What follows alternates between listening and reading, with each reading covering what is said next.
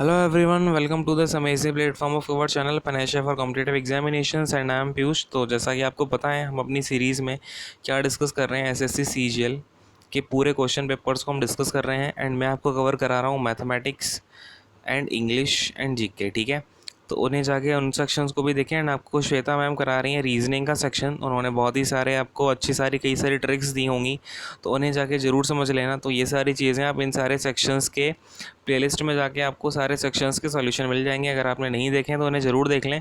और आज हम डिस्कस करने वाले हैं एसएससी सीजीएल का लास्ट सेट जो हमारा कंडक्ट हुआ था 9 मार्च 2020 को, शिफ्ट थर्ड में। ठीक है, और ये है आपका सेट नंबर कौन सा, यह है शिफ्ट। ठीक है, सेट नंबर कौन सा है, सेट नंबर है अपना 18 एंड इससे पहले मैं आपको 17 सेट्स टोटल डिस्कस करा चुका हूँ।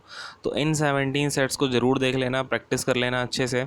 और जो भी आपको डाउट्स हों वो कमेंट सेक्शन में आप पूछ लेना या फिर टेलीग्राम पे कमेंट करके पूछ लेना, है ना।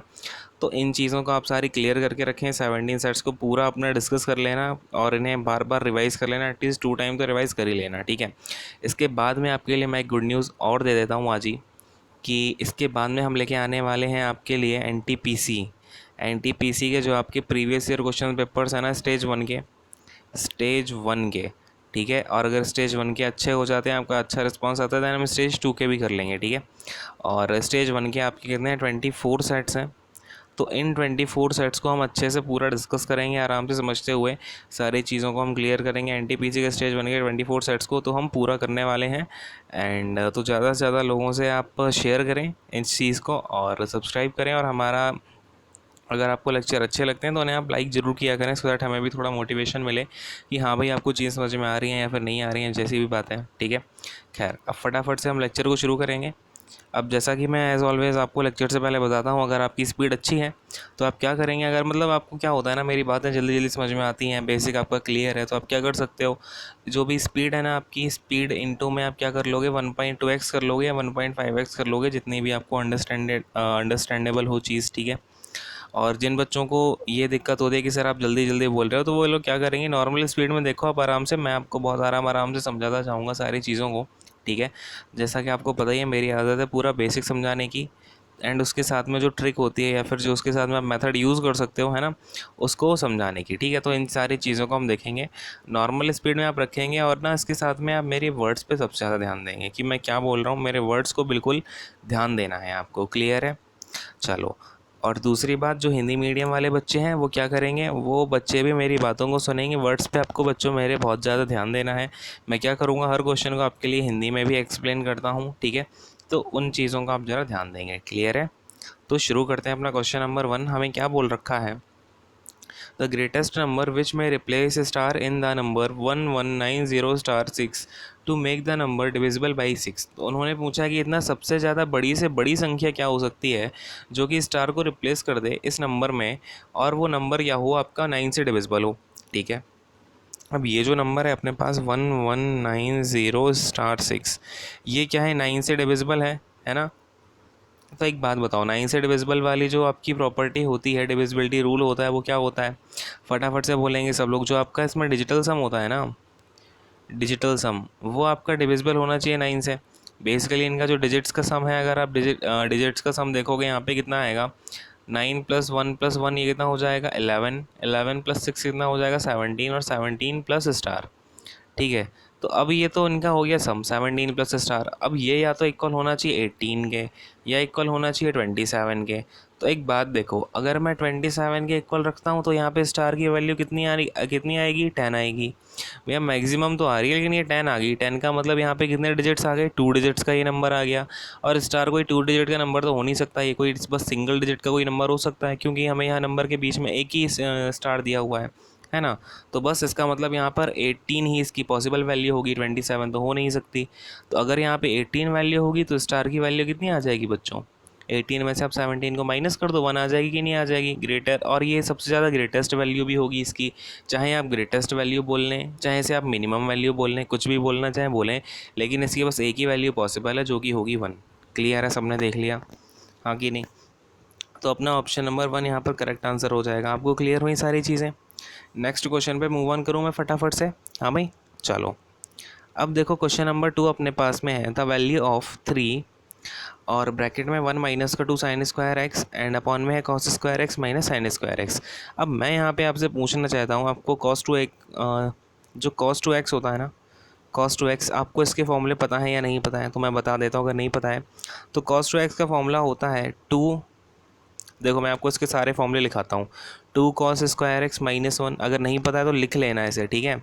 मैं जहाँ बोलता हूँ लिख लो उसे, मतलब लिख लो, अपने साथ में पेन पेपर लेके बैठा करो और चीज़ों को नोट किया करो। ऐसे नहीं कि आप पूरी भागवत सुनते जाओ और अपना घर पे चले जाओ, मतलब घर में तो हो ही और अपना आगे बढ़ जाओ, लेकिन ऐसा नहीं करना है आपको ना, प्रैक्टिस करनी है, इसलिए आप ये सेशन देख रहे हो, ठीक है।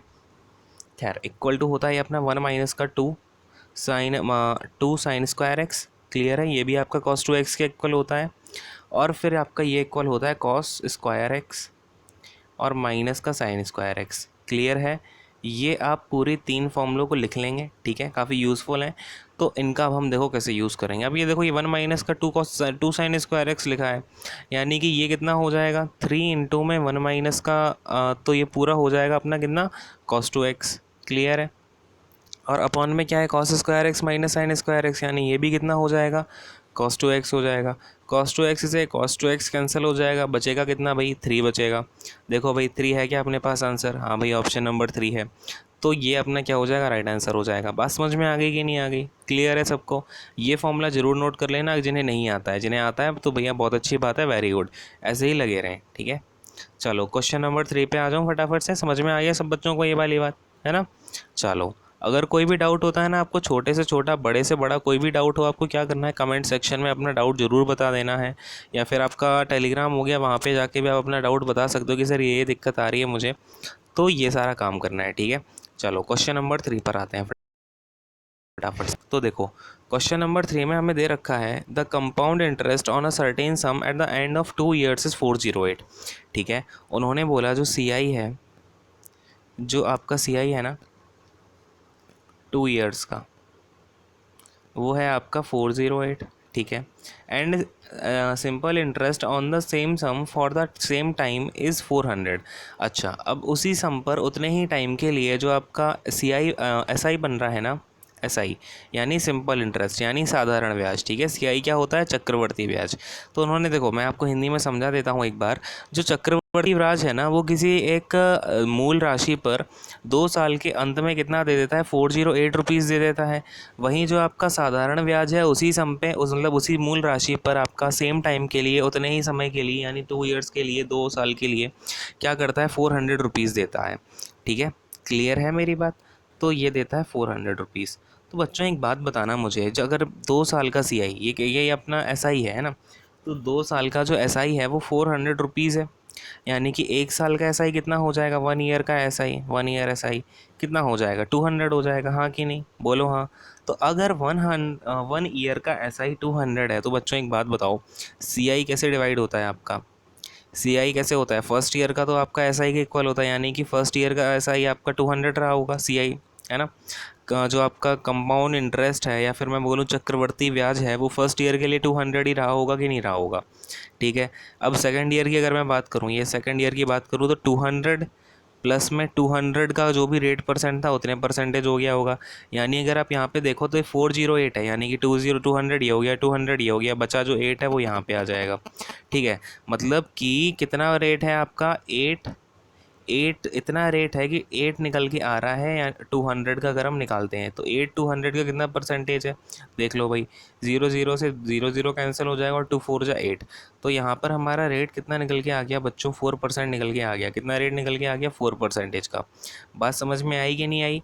आपने देखो समझना है ध्यान से, मैं आपको एक बार फिर से क्लियर कर देता हूँ कलर चेंज करके, देखेंगे ध्यान से। देखो मैंने क्या बोला है, मैंने बोला है कि भाई जो सी आई था 2 साल का वो था अपना 408 रुपीज़, और हमें एस आई दिया हुआ था 2 ईयर्स का 400 रुपीज़, ठीक है। अब जो एस आई होता है वो तो आपका हर ईयर इक्वल होता है, यानी कि जो एस आई था फर्स्ट ईयर का और सेकंड ईयर का वो 200 था, और फिर सेकंड ईयर का भी ऐसा ही आपका 200 रहा होगा, ठीक है। फिर मैंने कहा भाई सीआई को तोड़ते हैं। अब आपको पता है जो फर्स्ट ईयर का सीआई होता है और जो फर्स्ट ईयर का एसआई होता है वो आपका सेम होता है, क्योंकि बस रेट परसेंटेज निकालनी होती है हमें प्रिंसिपल की। तो मतलब फर्स्ट ईयर का सीआई एसआई तो 200 हो गया। इसका मतलब है जो इसका 400 में बचा हुआ, फिर जो 200 अगर आप माइनस करोगे तो बचा हुआ जो 208 है ना, वो तो हो जाएगा आपका सेकेंड ईयर का। इसका मतलब कि सेकेंड ईयर में आपका देखो पहले तो क्या होता है 200 जो आपका रेट ये जो होगा, जो आपकी मूल राशि होगी प्रिंसिपल होगा, उसका अगर रेट निकालोगे तो ये 200 आ गया। इसके बाद में ये जो 8 रुपीज़ आया है ना, ये क्या आया है जब आपने 200 का R% निकाला है। तो बस मैंने यहीं से अपना रेट परसेंटेज निकाल लिया कि मेरा 8 कितना परसेंटेज है 200 का, वही मेरा रेट होगा। तो बस यहाँ से मैंने देखा मेरा रेट आ गया 4% का। कौन सा ऑप्शन है यहाँ पर? ऑप्शन नंबर 2 है। तो यही मेरा राइट आंसर हो जाएगा। बोलो हाँ। अब देखो जहाँ भी आप बैठे हो, अगर आपको चीज़ समझ में आती है तो आपको हाँ बोलना है, नहीं आती है तो ना बोलना है, और अपना डाउट कमेंट सेक्शन में पोस्ट कर देना है, ठीक है। बात क्लियर है? चलो नेक्स्ट क्वेश्चन पर बढ़ जाऊँ मैं फटाफट से, समझ में आ गया ना? ठीक है। चलो अब ये देखो, जैसे कोई क्वेश्चन अब आपको मैं बताता हूँ, कोई क्वेश्चन आपका अच्छा आ गया तो मैंने क्या किया हुआ है, आपके हर क्वेश्चन के नीचे ही उसका हैंड रिटन सॉल्यूशन प्रोवाइड करवाया हुआ है। हर क्वेश्चन के नीचे बड़ी इनोवेटिव तरीके से पीडीएफ तैयार की गई है। तो इस चीज़ को मैं क्या करूँगा, जैसे आपका एग्ज़ाम पास में आ जाएगा, आपके पास टाइम तो इतना होगा नहीं कि फिर से आप उठा के 18 सेट्स को सॉल्व करोगे, है ना। तो मैं उस टाइम पे क्या करूँगा, आपको पीडीएफ प्रोवाइड करवा दूँगा टेलीग्राम चैनल पर। तो उससे आपको क्या होगा, काफ़ी सारी हेल्प हो जाएगी, जिसमें कि आप अपना जल्दी से रिवाइज़ कर लोगे सारे क्वेश्चंस को। और जो क्वेश्चन नहीं आएगा वो आप मुझसे कमेंट करके डाउट पूछ लेना। अगर आपको कोई क्वेश्चन नहीं आता है, कुछ डाउट होता है ना, तो वो सारी चीज़ें हम कवर कर लेंगे। खैर क्वेश्चन नंबर अपना डिस्कस करते हैं नेक्स्ट वाला, क्वेश्चन नंबर 4, ठीक है। देखो क्वेश्चन नंबर 4 में हमसे क्या पूछ रहा है, the ratio of the number of girls studying arts to the number of girls studying in all other streams. तो बच्चों यहाँ पर क्या पूछा गया है हमसे, अनुपात पूछा गया है। जितनी लड़कियाँ आर्ट्स पढ़ रही हैं उनका अनुपात पूछा गया है, टोटल नंबर ऑफ लड़कियाँ, मतलब आर्ट्स को छोड़ के बाकी सारी जो भी आपकी स्ट्रीम है ना उसमें कितनी लड़कियाँ पढ़ रही हैं। तो सबसे पहले आर्ट्स में देखो कितनी लड़कियाँ हैं भाई, आर्ट्स में है आपकी 45 गर्ल्स। तो आपकी 45 गर्ल्स ये हो गई, ठीक है, आर्ट्स वाली। और इसके बाद में आर्ट्स को छोड़ के अदर स्ट्रीम में कितने हैं, 30 प्लस का 40 टू 72, 72 प्लस 18 कितना हो जाएगा, 90 हो जाएगा। तो बस रेशियो निकाल लो, 45 टू 90 होता है, 1:2 आपका रेशियो आ गया। क्लियर है बात? हाँ कि नहीं? आसान था, ठीक है। चलो कौन सा है ऑप्शन नंबर अपना 4 राइट आंसर हो जाएगा कि नहीं हो जाएगा? क्लियर है बात? नेक्स्ट क्वेश्चन में बढ़ जाऊँ भाई, बोलो हाँ, ठीक है। चलो क्वेश्चन नंबर 5 देखो हमारे पास क्या गिवन है। देखो इसका भी मैंने सॉल्यूशन दे दिया, और क्या चाहिए आपको? हाँ भाई, खैर देखेंगे। अब अपने पास में नेक्स्ट क्वेश्चन है, देखो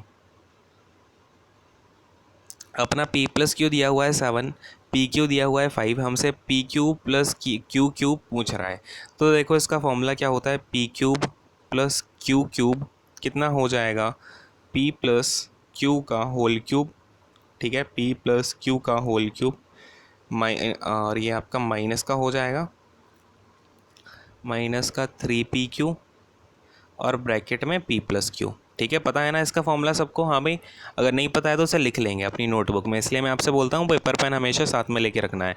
और हाँ, ये क्वेश्चन में जब भी आपके सामने कोई नया क्वेश्चन आता है, वीडियो को पॉज करना है, उसे खुद से सॉल्व करके देखना है, फिर देखना है कि इसकी मैं क्या अप्रोच बता रहा हूँ। अगर आपकी अप्रोच सही थी तो बहुत बढ़िया है ये, है ना। इसलिए तो आपको प्रैक्टिस करनी है चीज़ों की। अगर क्वेश्चन आपको देखो, अगर आप सीरियस एस्पिरेंट हो तो आपको ये सारी चीज़ें करनी पड़ेंगी, ठीक है बच्चों। चलो p प्लस क्यू का होल क्यूब यानी 7 का होल क्यूब, और माइनस का 3 इंटू में 5 और इंटू में 7। तो भाई 7 का होल क्यूब सबको पता है क्या? हाँ भाई, नहीं पता है तो याद कर लेना, ठीक है, 343 होता है। मैंने आपसे बोला भी हुआ है 30 तक के स्क्वायर और क्यूब याद कर लो बच्चों, बहुत फ़ायदा होगा आपको, ठीक है।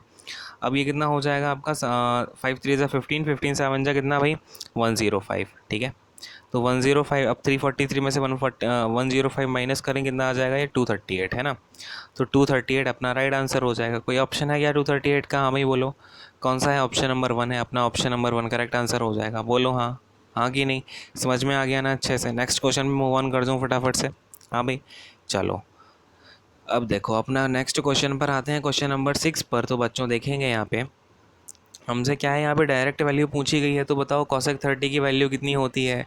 तो cosec 30 की वैल्यू तो 2 होती है। फिर माइनस में tan 40 की वैल्यू कितनी होती है? 1 होती है, ठीक है। और cot 60 की वैल्यू कितनी होती है, cot 60 की वैल्यू होती है 1/√3। और tan 30 की वैल्यू कितनी होती है, tan 30 की वैल्यू भी 1/√3 होती है, ठीक है। तो ये कितना हो जाएगा, 2 में से 1 माइनस करोगे 1, इंटू में 1/3 हो जाएगा, √3 इंटू √3, है ना। तो आपका ये कितना आंसर हो जाएगा, 1/3 हो जाएगा, ऑप्शन नंबर 3। सबको समझ में आ गया कि नहीं आ गया? काफ़ी इजी सही है, बस आपको वैल्यूज़ डालनी है, तो ये हम तो आराम से कर ही सकते हैं, है ना। और ये तो आपको अपने मन में ही कैलकुलेशंस करनी है, ठीक है। चलो क्वेश्चन नंबर 7 पे आ जाओ फटाफट से, देखेंगे, ठीक है। अब देखो क्वेश्चन नंबर 17 क्या है अपने पास में, क्वेश्चन नंबर 7 सॉरी, ठीक है। तो क्या बोल रहे हैं हमसे, एक ट्राइंगल है जिसमें ए बी इक्वल टू ए सी है। अब देखेंगे ज़रा, सबसे पहले अपना एक ट्राइंगल बना लेते हैं, फिर देखते हैं क्या इक्वल है क्या नहीं है। ये ए है, ये बी है, ये सी है। क्या बोल रहा है, ए बी इक्वल टू ए सी है, ये ए बी है, ये ए सी इक्वल है, ओके। इसके बाद में एंगल ए बी सी 72 है, एंगल ए बी सी यानी ये जो एंगल है आपका 72 डिग्री है। इसके बाद में वो बोल रहा है सो आप हमको एंगल बी ए सी बता दें, मतलब ये एंगल जो है ना थीटा, ये बता दो। अब एक बात बताओ, इस ट्रायंगल में जो आपकी ये वाली साइड है और ये वाली साइड है इक्वल है, यानी कि इनके अपोजिट जो एंगल होंगे वो भी इक्वल होंगे, तो ये 72, ये वाला भी 72।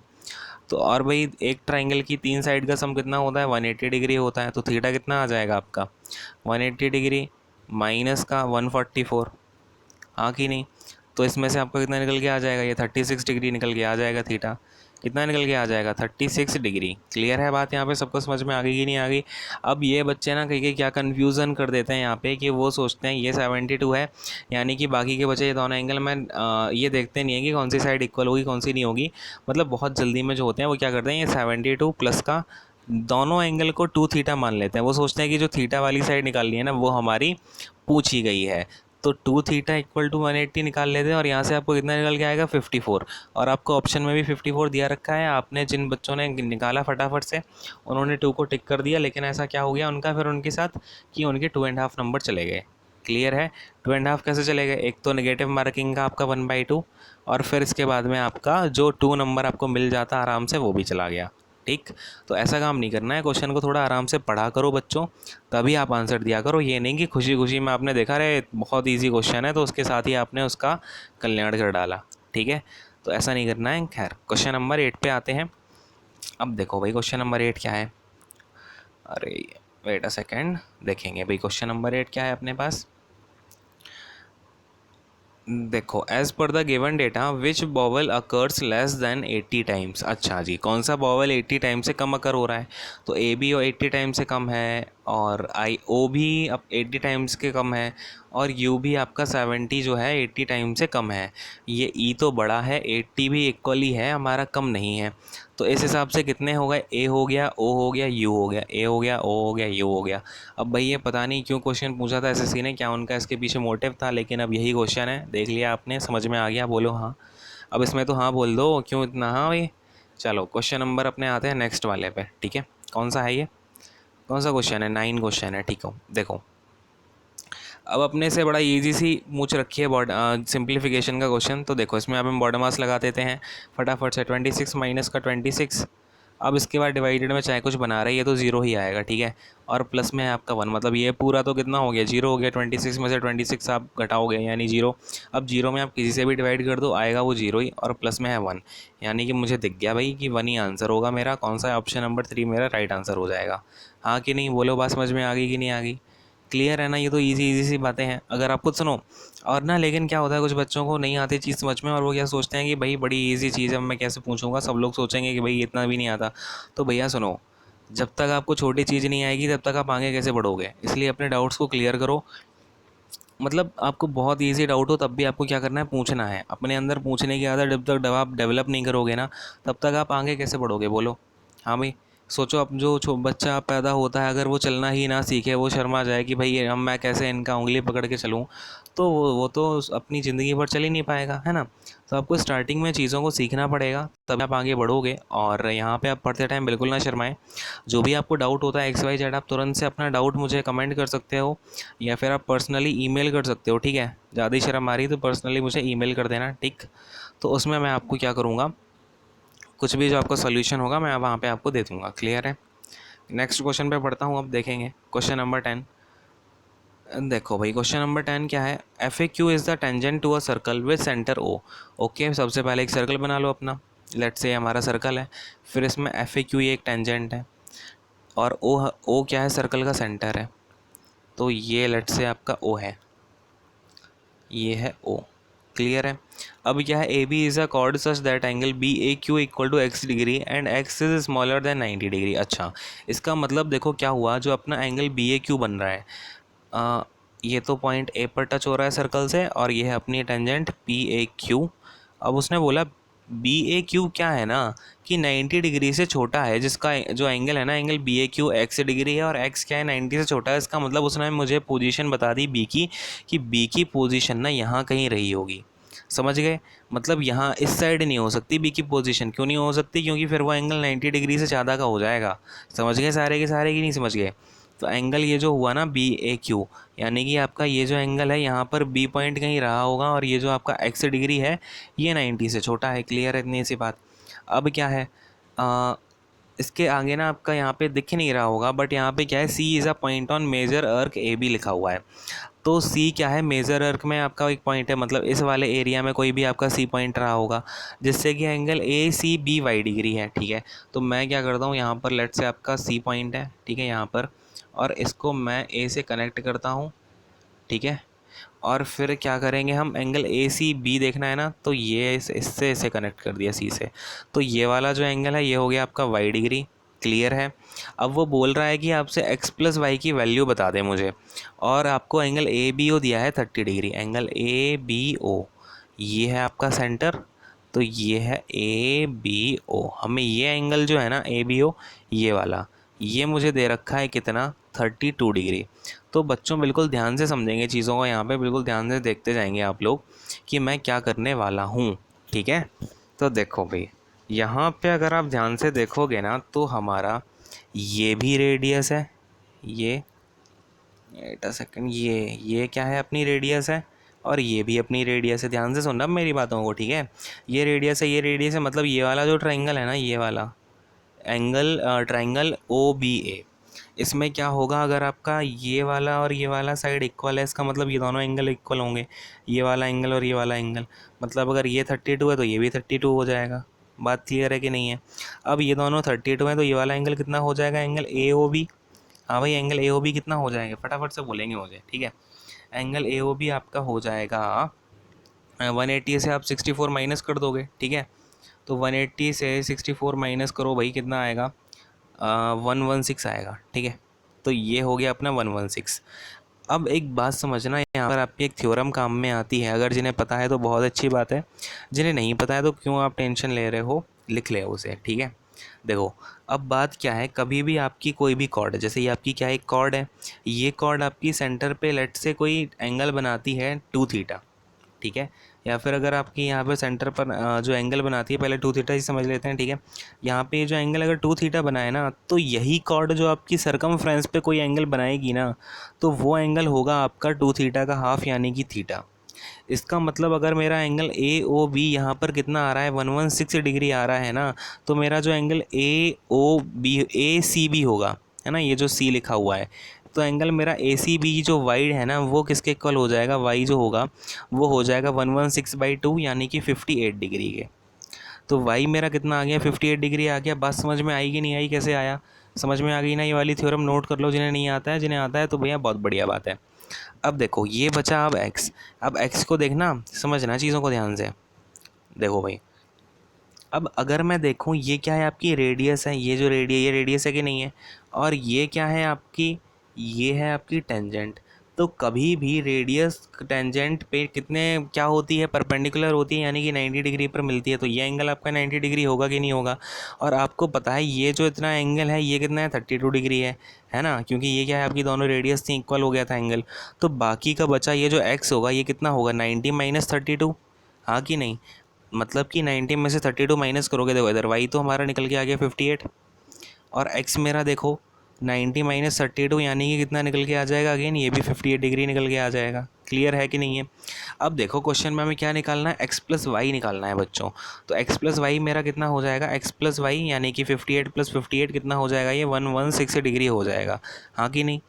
बात क्लियर है, समझ में आ गई कि नहीं आ गई? सारी थ्योरम्स आपको समझ में आ गई? यहाँ पे हमारी बेसिकली 2 थ्योरम्स का यूज़ हुआ है, जिन्हें आप अच्छे से देख लेंगे। और इसे अगर आपको नहीं आता है क्वेश्चन तो ये लिख लेना ध्यान से, इसका ये फिगर तो बना के आप नोट कर ही लेना, ठीक है। चलो नेक्स्ट क्वेश्चन पे आ जाऊँ अब मैं, इसे आप पॉज कर लेंगे और यहाँ पे अपना नोट कर लेंगे, ठीक है। मैं आ रहा हूँ नेक्स्ट क्वेश्चन पे। चलो नेक्स्ट क्वेश्चन देखो हमारे पास क्या है, देखो इसका अगेन मैंने आपको सॉल्यूशन प्रोवाइड किया हुआ है, फुल डिटेल सॉल्यूशन। अब देखेंगे अपने पास क्या है। From an external point P a tangent P Q is drawn to a circle. तो देखो बच्चों क्या बोला है हमसे, हिंदी में समझेंगे। एक एक्सटर्नल पॉइंट यानी एक बाह्य बिंदु है पी, जिससे कि एक टेंजेंट डाली गई आपकी पी क्यू सर्कल पर, ठीक है। अब देखो ये हमारा कोई सर्कल है, ठीक है।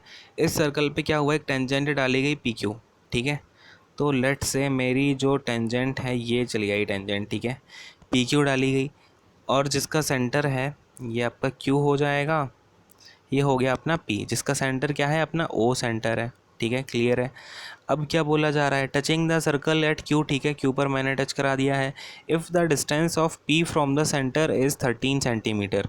अब ये सेंटर है, ये पी है, इससे सेंटर की जो डिस्टेंस है ना वो आपको दे रखी है 13 सेंटीमीटर, यानी कि ये जो वैल्यू है ये है आपकी 13 सेंटीमीटर। क्लियर है। अब क्या बोला हुआ है, length of the tangent P Q is 12 centimetre. अच्छा ये आपका 12 सेंटीमीटर है।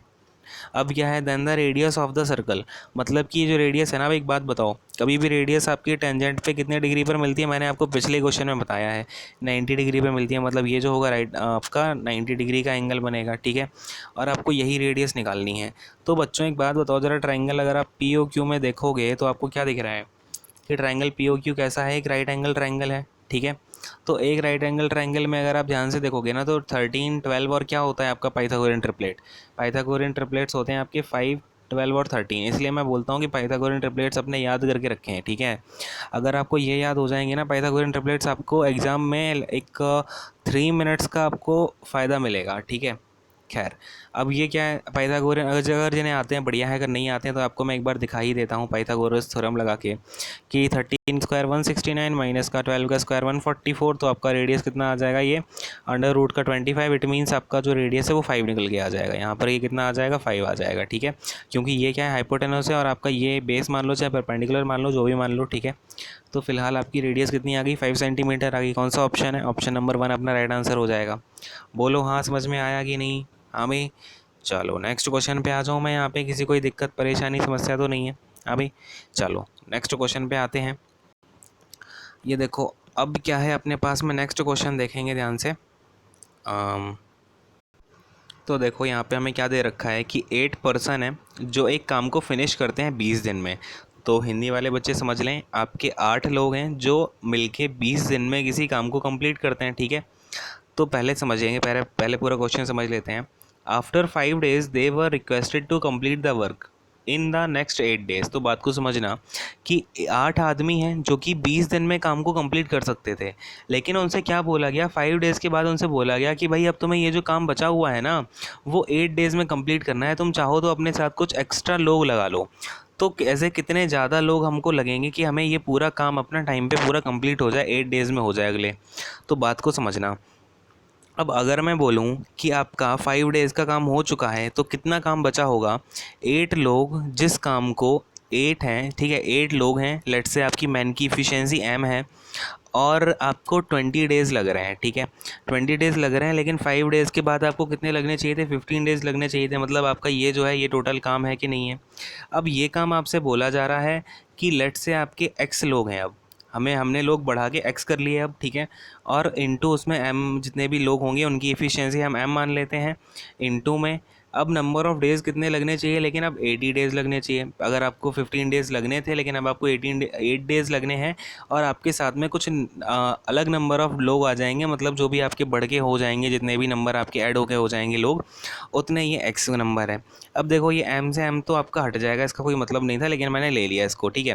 क्योंकि आपको कभी भी किसी भी चीज़ को निगलेक्ट नहीं करना है, ठीक है, आपको माइंड में रखनी ही होती हैं ये सारी चीज़ें, ठीक। अब देखो 8 से ये 8 कैंसिल हो गया, यानी कि x मेरा कितना आ गया 15 आ गया। मतलब कि अगर मैं 15 लोगों को लगा दूं अपने काम पे तो वो लोग क्या करेंगे, अगले 8 डेज़ में इस काम को कंप्लीट कर देंगे। तो पहले थे पहले कितने पर्सन थे, 8 पर्सन थे कि नहीं थे, अब हैं 15 पर्सन। मतलब मैंने कितने एक्स्ट्रा लोगों को काम पे लगाया, तो 15 माइनस 8 कितने आ जाएंगे, 7। तो मैंने 7 एक्स्ट्रा लोगों को क्या किया, काम पे लगा दिया। इसका मतलब मेरा आंसर कितना हो जाएगा, 7। क्योंकि देखो क्या पूछा था, how many more person should join in the group to fulfil the requirement. तो ग्रुप में मैंने कितने एक्स्ट्रा लोगों को जोड़ा है, 7 लोगों को जोड़ा है। अगर मुझसे क्वेश्चन में पूछा जाता कि टोटल नंबर ऑफ लोग अब कितने काम कर रहे हैं, तो आपका आंसर हो जाता 15। ठीक है, तो इस बात को समझें और क्वेश्चन को ध्यान से पढ़ा करो। यहाँ पे जो कुछ लोग क्या है 15 भी लगा के आए होंगे, पक्की बात है ये। तो जिन्होंने लगाया उनके साथ क्या हुआ होगा, हाँ भाई 2.5 नंबर चला गया होगा फालतू में। तो ऐसा नहीं करना है आपको, क्वेश्चन बिल्कुल ध्यान से पढ़ना है, सजग होकर पढ़ना है। ठीक है, तो नेक्स्ट क्वेश्चन पे आ जाएं भाई। समझ में आ गया सबको, हाँ कि नहीं, बोलो हाँ। ठीक है, आपका लेक्चर में जो इंटरेक्शन है ना वो होना सबसे ज़्यादा ज़रूरी है, और आपको अपनी प्रैक्टिस करनी है। ठीक है, मैं आपको एक बात क्लियर कर दूँ, नहीं तो ये सब मत करना कि आप भागवती देख रहे हो बैठ के या फिर ये सारी चीज़ें, ये मत करना। ठीक है, इससे कोई फ़ायदा होता नहीं है। चलो क्वेश्चन नंबर 13 पे आते हैं। अब देखो क्वेश्चन नंबर 13 में हमें क्या दे रखा है कि x + 3y + 2 हमें 0 दे रखा है। ठीक है, और इसकी वैल्यू पूछ रखी है। अब मैं अगर इतने को देखता हूँ ना, तो आपको क्या दिख रहा है, ये क्या है, x का होल क्यूब है, प्लस में ये क्या है आपका 3y का होल क्यूब है, हाँ कि नहीं, फिर प्लस में ये क्या है, ये 2 का होल क्यूब है। ठीक है, और मुझे यहाँ से दिख रहा है कि x + 3y + 2 दिया हुआ है 0। हाँ भाई, अब मुझे एक बात बताओ आप लोग, ये से मैं हटा देता हूँ। अब मुझे एक बात बताइए कि अगर आपका कभी भी ये जो आपकी आइडेंटिटी है, मैं आपसे एक बात पूछना चाह रहा हूँ, ये सबको पता है क्या कि a + b + c अगर 0 होता है, तो अगर मैं आपसे वैल्यू पूछूँ a³ + b³ + c³ की, तो वो कितनी हो जाती है, a³ + b³ + c³ की वैल्यू कितनी हो जाती है, बोलो फटाफट से। तो इसकी वैल्यू हो जाती है 3abc। ठीक है, = 3abc हो जाता है। क्लियर है, तो इसका मतलब है अगर मैं इसे यहाँ पर अप्लाई करके देखूँ, तो x + 3y + 2 तो 0 दिया हुआ है, और ये x का क्यूब है, ये 3y का क्यूब है, ये 2 का क्यूब है। मतलब जो इतने की वैल्यू हो जाएगी वो कितनी हो जाएगी, 3 × x × 3y × 2। ठीक है, यानी कि कितनी हो गई ये वैल्यू, 3 3 = 9, 2 = 18xy। अब भाई 18xy ये हो गया, और फिर आपका माइनस का 18xy है, मतलब कि 18xy से 18xy कैंसिल, कितना आ जाएगा बच्चों, ये आपका 0 आ जाएगा। बात समझ में आ गई आपको पूरी। फॉर्मूला अगर नहीं आता था तो बच्चों से नोट कर लेंगे, बट आई होप कि आपको, अगर आप पेपर दे रहे हो एसएससी के लिए तैयारी कर रहे हो, तो आपको ये वाला फॉर्मूला तो ज़रूर याद होगा, है ना, क्योंकि ये क्वेश्चन तो एसएससी का लास्ट 2 ईयर से बहुत फेवरेट रहा है। ठीक है, मतलब आपको अगर आप ध्यान से देखोगे ना, तो आपको 95% सेट्स में ना, चाहे CHSL का क्वेश्चन पेपर हो चाहे CGL का हो, उसमें आपका इस फॉर्मूले का यूज़ हुआ ही हुआ है, a³ + b³ + c³ - 3abc का। ठीक है, तो आई होप कि आपको लेक्चर पसंद में आया होगा। मैं ये हटा रहा हूँ ज़रा चीज़ों को, देखेंगे।